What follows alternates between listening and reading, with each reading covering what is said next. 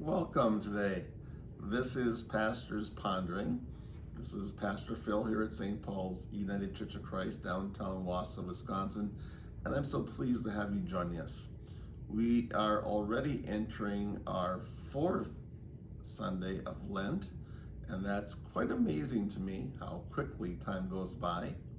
Our lesson today, it does remind me of some of the things that are happening. I always say I kind of base this off of things that are happening in the news, and I don't know about you, but I really enjoy watching the Olympics and the Paralympics that just has been completed in Beijing, China. And it was a good watch this year. It was fun to watch it. And the Americans did quite well. But it reminds me of a story, and I'm going to share that story with you today. Mostly is watching the Paralympics with all the Olympians with disabilities, which I find really very amazing and rewarding to watch. And that's what brings me to my story today.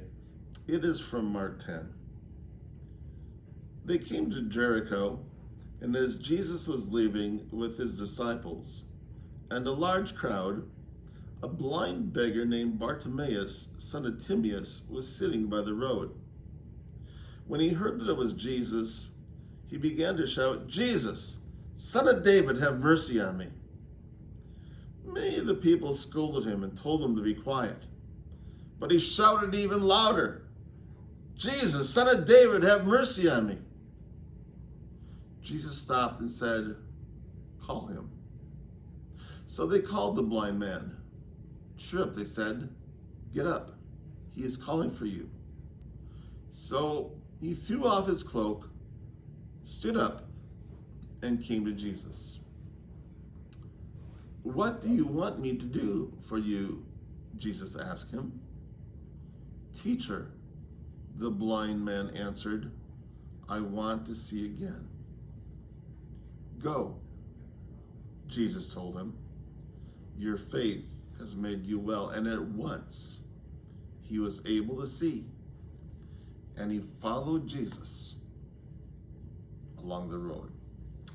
That ends our lesson for today, but it does remind me of some things that I really would like to talk about today. And of course, one of those things really was watching the Olympics and being inspired by the overwhelmingly great odds that some of these people have to face to accomplish extraordinary things. I'm always interested mostly in watching, well, the skiing is one thing. Curling has become one of the interesting things. Figure skating and figure skate dancing is always interesting to watch. But I was particularly interested in the slalom skiing. It's otherwise called alpine skiing as well.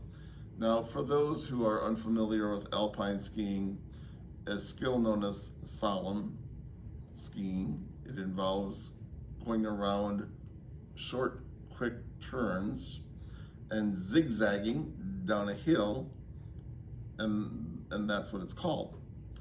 Now, the really unique thing about the skiers for this particular event is that, particularly for the Olympics, they're blind. They can't see. Now, traveling down this course, zigzagging through flags, when you can see, is already quite a challenge. But for these Olympians, they're blind. So how do they know when to zig and when to zag? Well, apparently what they do is train on a flat surface first. So they learn to ski on a flat surface. And then a ski instructor goes right with them and yells right and left or right and left. And they need to follow, they need to have faith in that instructor. And they need to follow exactly where they're told to go. If they don't, there's going to be, of course, a disaster. They probably run into one of the flags or go off the course. But by faith, They go left or they'll go right. They obey the commands that their instructors give to them. And they trust those commands. And listening to those commands, they complete the course. It's really kind of amazing to watch. And if they listen to those commands, they completed the course successfully.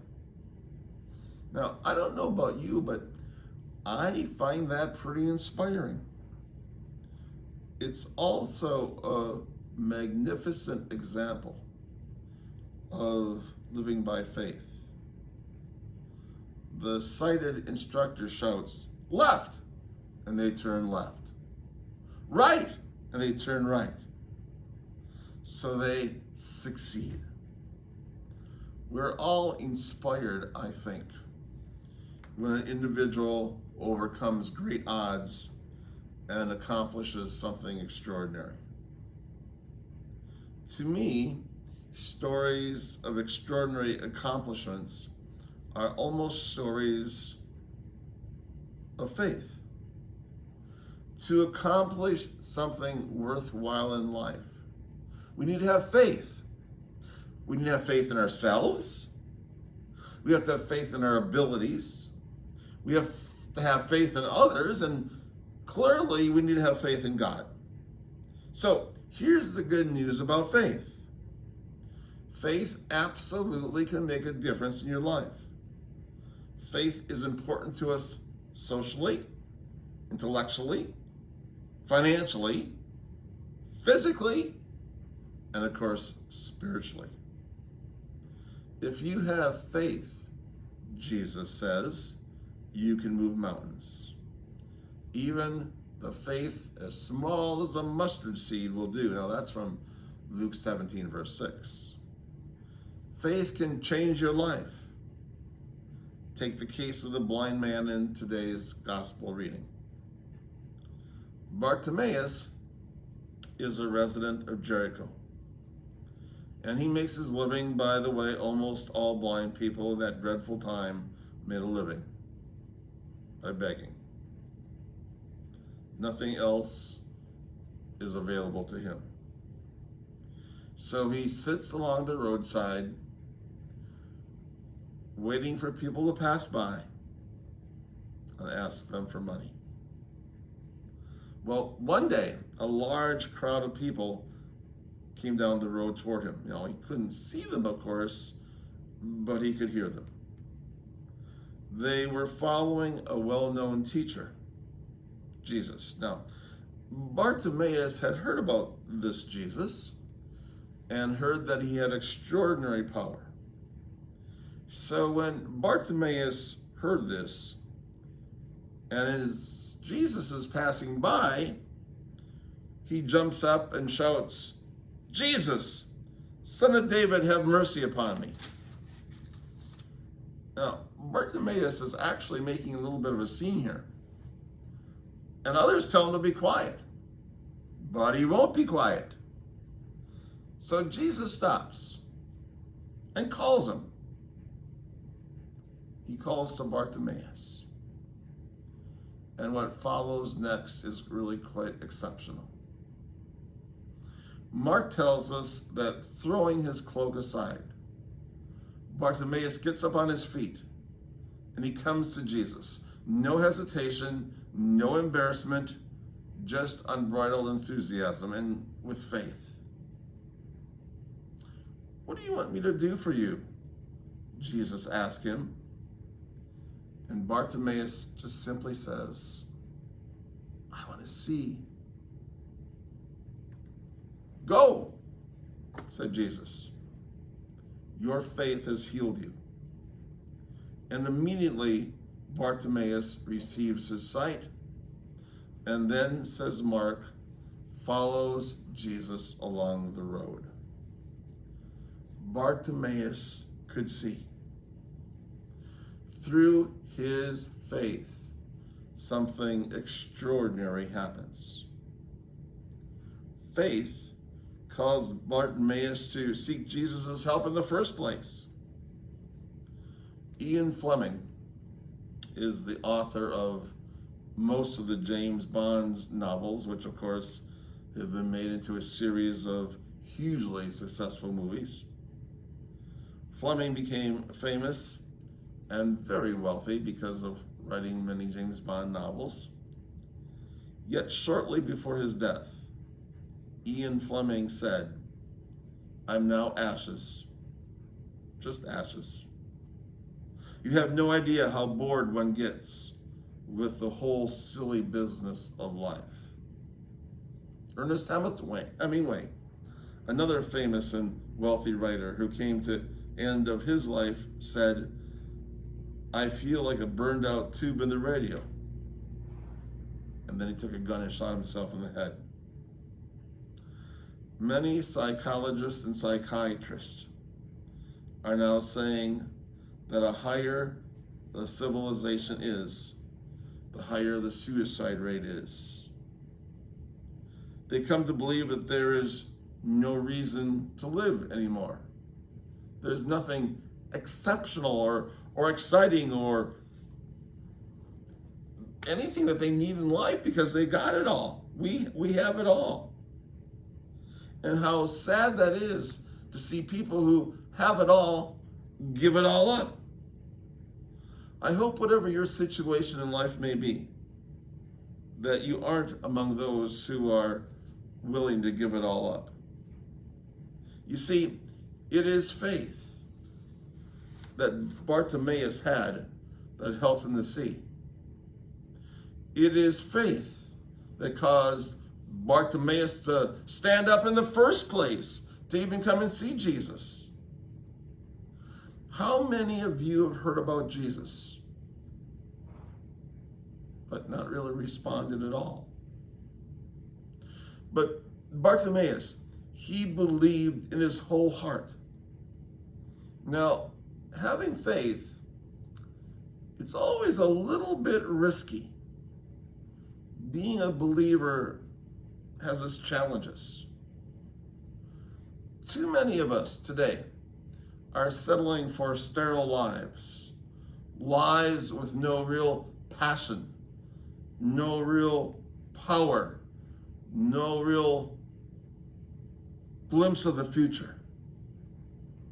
Instead, we limit ourselves to what we can touch and what we can see.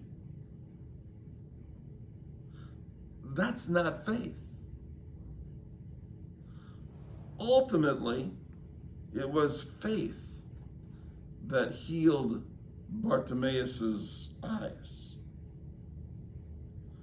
The thing is that we are spiritually affected in our entire body by our faith. If we have burdens, if we have stress, if we have resentment or despair or we're overwhelmed, that can take a toll. But if you have faith that God can help you out along the roadside, it can make all the difference in the world. If we will work on our faith, trusting God, letting go of our anxiety, practicing forgiveness, believing that there really is help out there, it can be a self-fulfilling prophecy. One more thing I need to bring up here. Faith called Bartimaeus to follow Jesus after his eyes were healed. This is really an important part of the story. How many of us have prayed for something, maybe even healing, and then gotten it? But afterward, we were no different than we were before. It is faith that kept Bartimaeus from giving up. It was faith that caused him to ask for help in the first place. It was faith that caused him to stand up and come to Jesus. It was faith that healed Bartimaeus' eyes. And it was faith that caused him to follow from then on. I pray that God will give you that sort of faith too. Your life's journey will be filled with twists and turns, hills and valleys. That is just part of this journey we call life. But with faith, you can build a firm foundation that will help even you get through the most difficult parts. Remember, with enough faith, I truly do believe you can move mountains. Please be with me for then a moment of prayer. Wondrous God, during this time of Lent, may we truly examine our hearts, our souls. May we put our faith in you. May we put faith in ourselves. And may we trust you to lead us along the pathway, to even carry us along that pathway at times. It is with faith that we hope to see you in our home eternal in heaven someday. Amen. Thank you so much for joining us today. That's my ponderings. God bless.